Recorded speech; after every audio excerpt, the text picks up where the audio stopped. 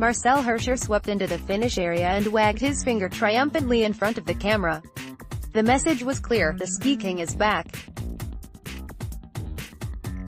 The Austrian produced an emphatic response to relinquishing his giant slalom title 2 days earlier at the World Championships by taking a 0.56-second lead after the first run of the slalom on Sunday. Only Alexis Pinturault of France was within a second of Hirscher, who was on course to win a record-tying 7th career gold medal at the Worlds.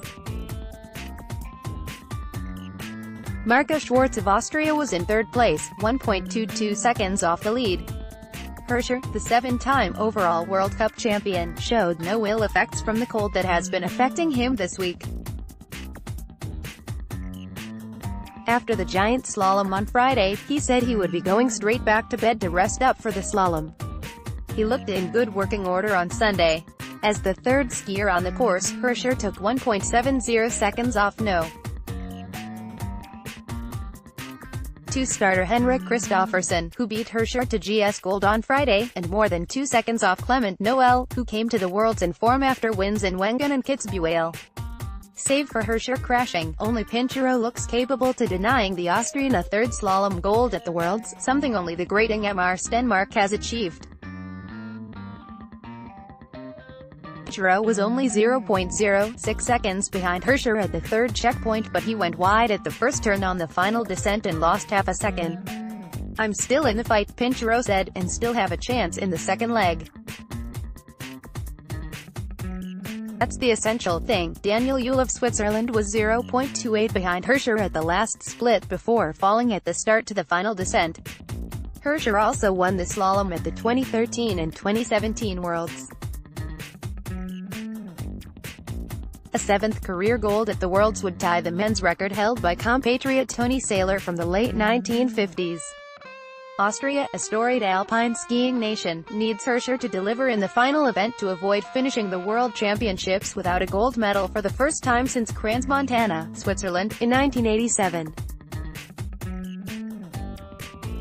The women's team has already finished with no medals, and that hasn't happened since Schladming, Austria, in 1982. Watch an encore presentation of the first run on NBCSN at 7 a.m. The second and deciding run can be seen live starting at 8 a.m. Eastern Time on NBCSN and NBC Sports Gold.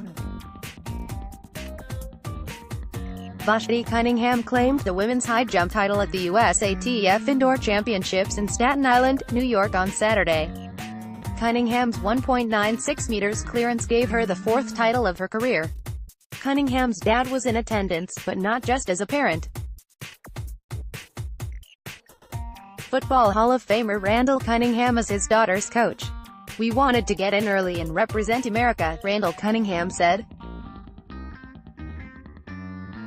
"It's always great coming to this meet, and we're really happy with her." Cunningham's title is even more of an accomplishment since the 21-year-old was coming back from strep throat. Had a breakout season in 2016. Cunningham won her first U.S. title at indoors, signed with Nike, and became the youngest U.S. track and field athlete to qualify for the Olympics since 1980, when she earned a spot in the Rio Olympics at age 18.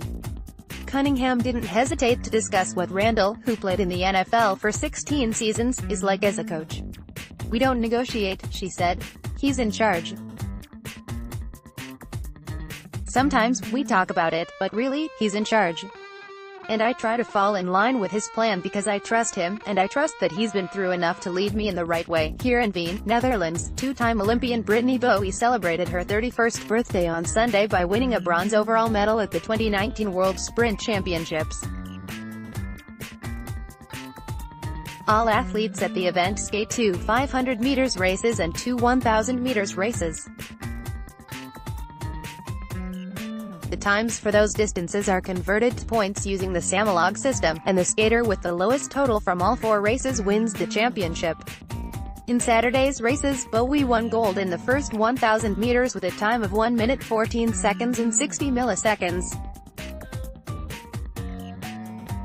She holds the track record in the 1,000 meters at the Files Arena, 1 minute 13 seconds and 24 milliseconds, where earlier in the day she finished 5th in her first 500 meters event, 37.89.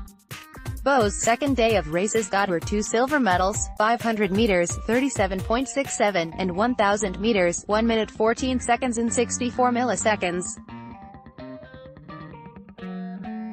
Her total time for all events, 150.18, earned her a bronze medal for the overall event.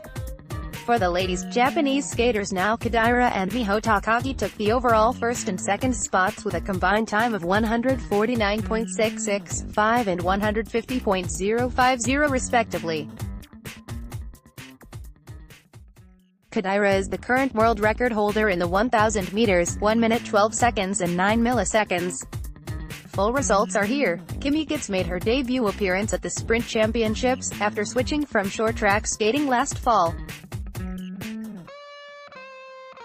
Her first 500 meters landed her in 15th, 38.49, and in her first 1000 meters, she finished in 19th, 1 minute 17 seconds and 14 milliseconds.